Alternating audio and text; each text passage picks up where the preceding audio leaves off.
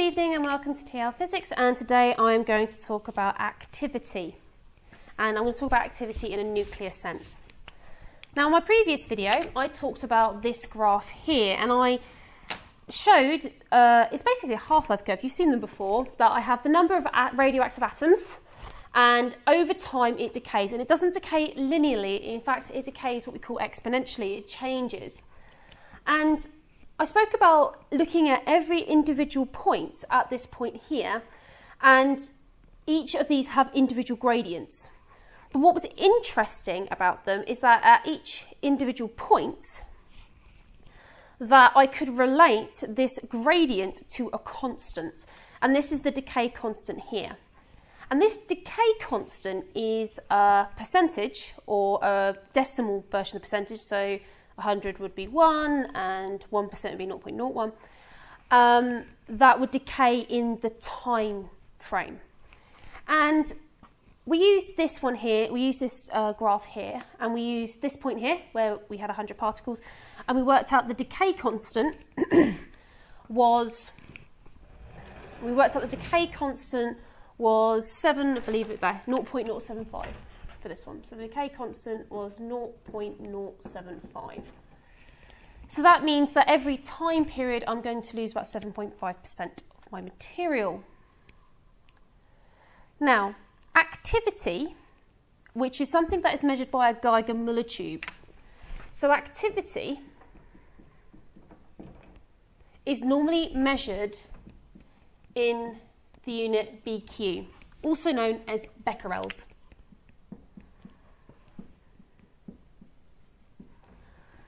Okay, and becquerels is how many are decaying at that point in time. Okay, and of course, this is really important because becquerels here is how many are decaying per second. So you can only use becquerels if your time or your decay constant is in seconds. Okay.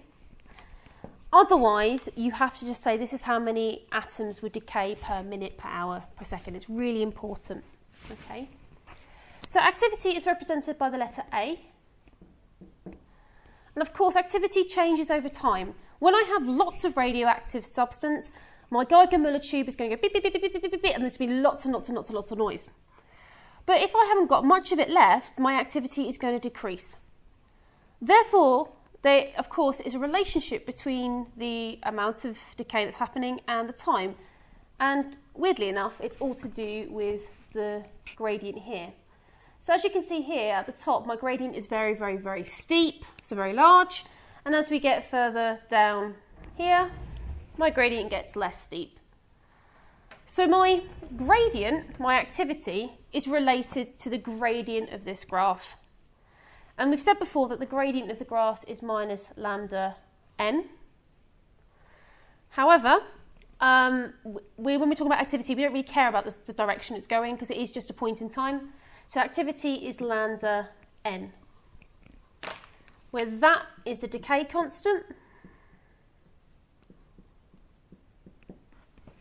and that is the number of radioactive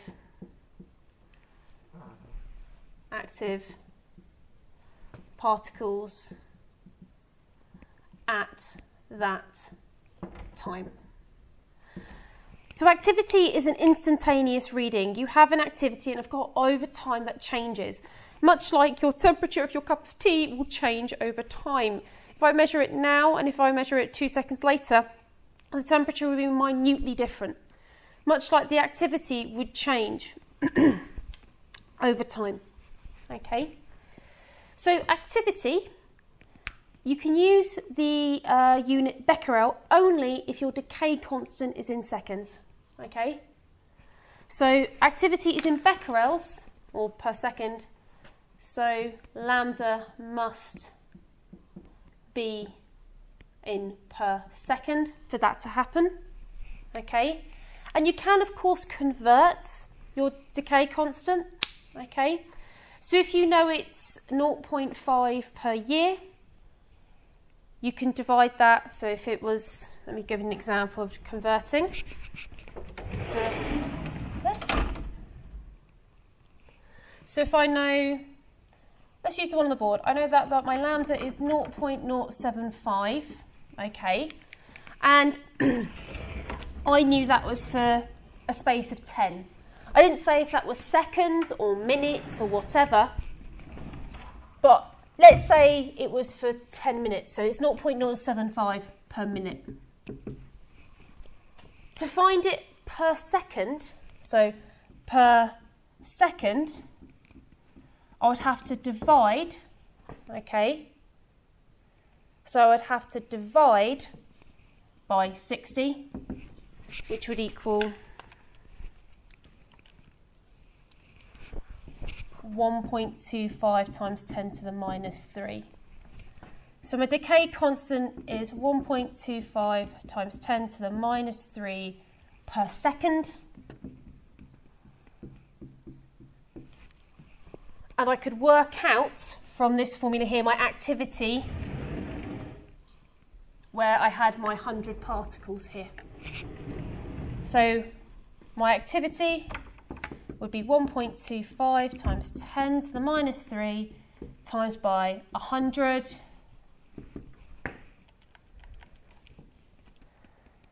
So I'd have 0.125 becquerels at that point.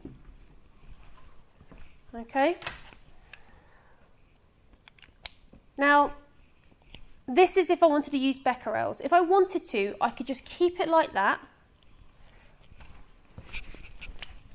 If I wanted to just keep it like that, I could have my activity equaling 0.075 times 100. So 0.075 times 100. And I'd have an activity of 7.5 decays per minute. So this would be decays per minute. Okay, so you're welcome to use the decay constant and convert it to seconds to put it into becquerels. But if you're going to keep it as the time unit that you're using, you can keep it as decays per minute. And it's really important that you take a look at your graph. So this graph I didn't label here, okay? And since we're going to use minutes, I'll say it's minutes on here. It's important that you realise that the decay constant, okay, is unique to the material and can be, of course, in different ways. You might have it in per years, you might have it in per seconds. It all depends how the number is more accurate for the object. So things that decay really quickly, seconds is a good decay constant, whereas things that take, like carbon-14, takes 5,500 years, it's better to keep it in per year because it's a much more awkward number to deal with when it's in seconds. And so that is radioactive activity.